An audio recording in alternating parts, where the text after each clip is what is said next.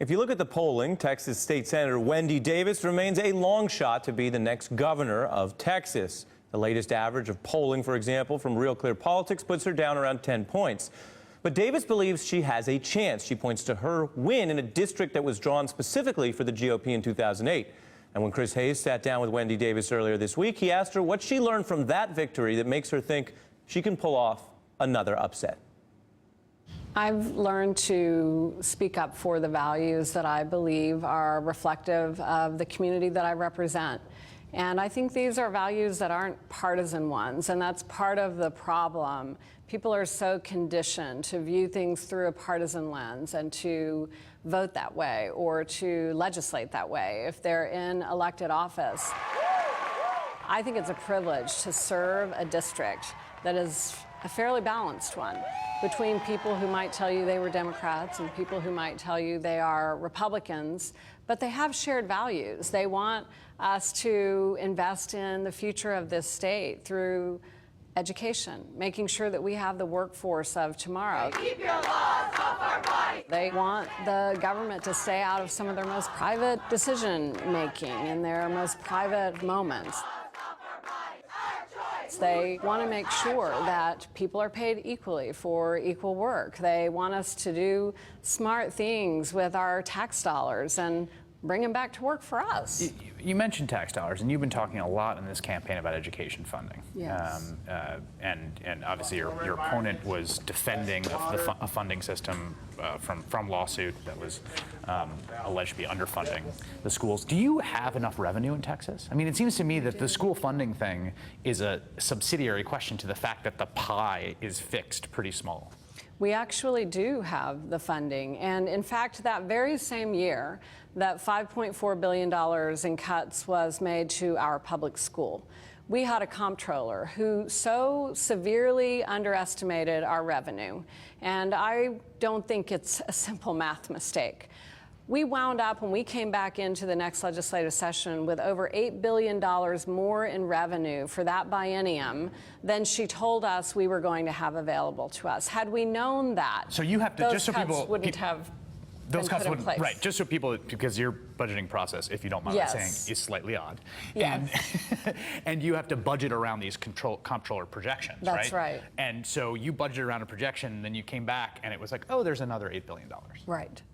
So how do you, like, whose fault is that? And is that Greg Abbott's fault, or is that the comptroller's fault? You know, we have to obviously elect people who are going to give us real-time information and accurate information about the revenues that are going to be available to us. And one of the ideas that I've proposed as a state senator was that we do a year-to-year revenue update and allow a budgetary process that would capture growth in that next year. We only convene in the Texas legislature every 2 years. And what it causes is a delay for us to actually react to real-time information. But I have to say, that is a bizarre system of budgeting. It is. But in terms of, you know, placing culpability at the foot of my opponent, Greg Abbott, the culpability with him lies in the fact that he has been defending these cuts in court ever since. But isn't that his job? He's Attorney General of the state. Attorney generals all over this country have refused to support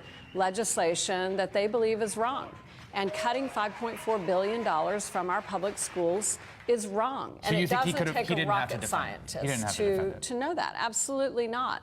And if he truly did stand for the proposition that we need to be making our schools stronger, that we need to be investing in our children, that we need to create opportunity for every person in this state, he would have come to the legislature and said, "You're wrong." But he didn't do that. And not only did he not do it then, but when we convened into legislative session, we had already heard once from the judge. The judge said, "This is unconstitutionally underfunded. You need to do something about it. I'm giving you a warning, legislature, so you can try to fix this in the next legislative session." As our Attorney General, he should have come to us with his recommendations about what he thought would get us out of this, this legal problem, this unconstitutional problem that we have in funding our schools.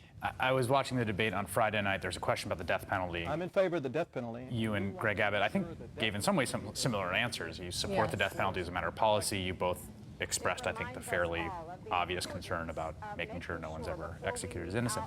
Are you 100% confident Texas has never executed an innocent person? Of course not. No, of course not. But what we have available to us now is a technology that was not available to us before. And I do think that as governor, we are called upon to make these decisions and to determine whether we believe that without a reasonable doubt actually exists for a person whose death penalty we are about to sign. I am prepared to carry out the death penalty in Texas. I do support it in cases of heinous crime.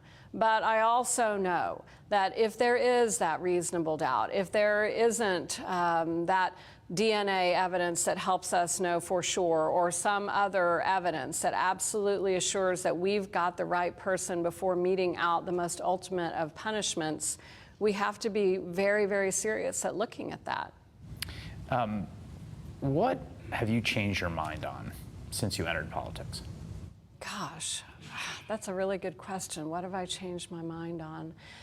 I guess I wouldn't say it's a change of mind, but it's a growing understanding of what it means to operate in a partisan environment.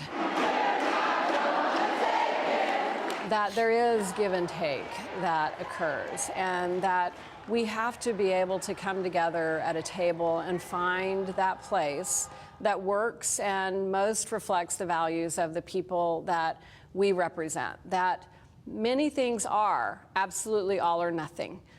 Funding our schools. For me, there is no compromise there. Funding the future of our state, there is no compromise there.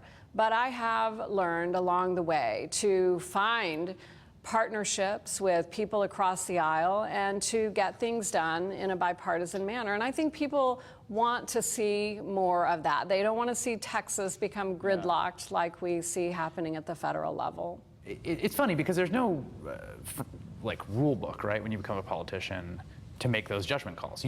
You make a series of discrete judgment calls about when you compromise, and you're getting constantly new information about this amendment, or am I willing to budge here and there, and you don't go into it saying, well, these are going to be the things I am. You have to make that call, right?